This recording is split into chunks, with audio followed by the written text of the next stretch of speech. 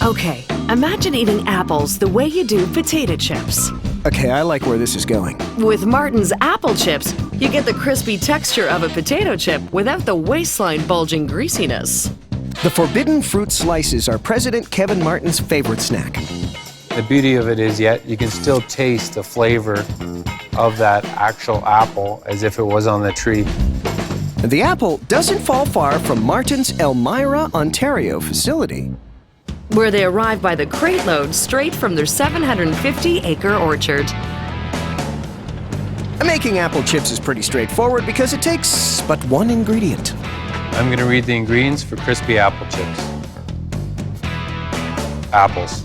Well, that makes it easy. First, 360-kilogram bins are mechanically lifted and emptied through a rotating brush into a flume.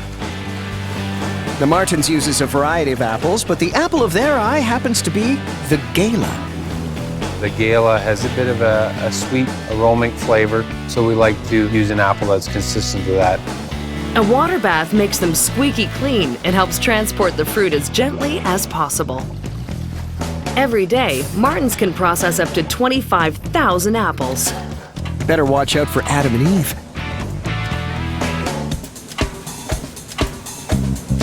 Once cleaned, the bobbing apples step climb to a conveyor, where they'll land inside a duo coring and slicing machine.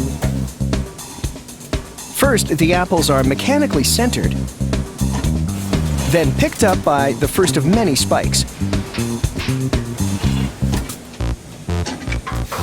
A spear holds the apple in place, while a corer removes the fruity heart. Once the core is removed, the apples are ready to be sliced.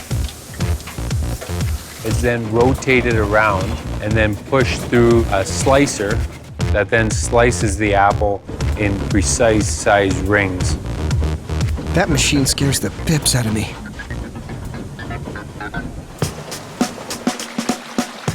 Apple rings water slide to these ladies, who give each slice a once-over. So what do they think of bad apples? A bad apple spoils the bud? Exactly. Before they make their way to the dehydrator, apple rings relax on a lazy river. Water removes any stray stems from the slicing and coring process.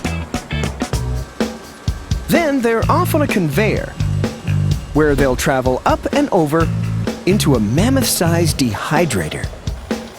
The dehydrator has 4 different heat zones in it. The key is the first zone is higher temperature than the last zone. And so we're able to apply more heat to the apples when there's more moisture in the apples.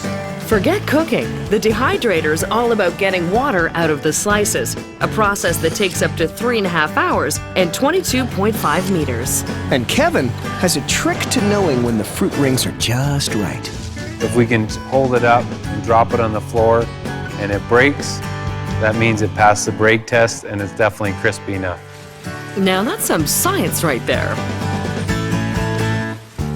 Crispy apple chips are ready for packaging, and so a vibrating conveyor shuffles them forward and over a hill.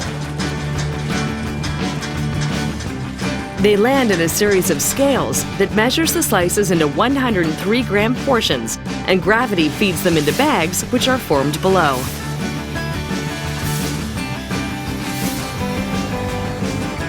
Every bag contains roughly 10 apples, which makes it a whole lot easier to eat your 5 a day.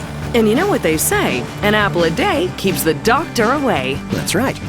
Bags are packed 18 to a case, palletized, and ready to entice Snow Whites everywhere. I still love the apple in its purest form, obviously, but it's a great way to eat a piece of fruit. If you're backpacking, it's a great mid-morning snack to kind of get you from breakfast to lunch.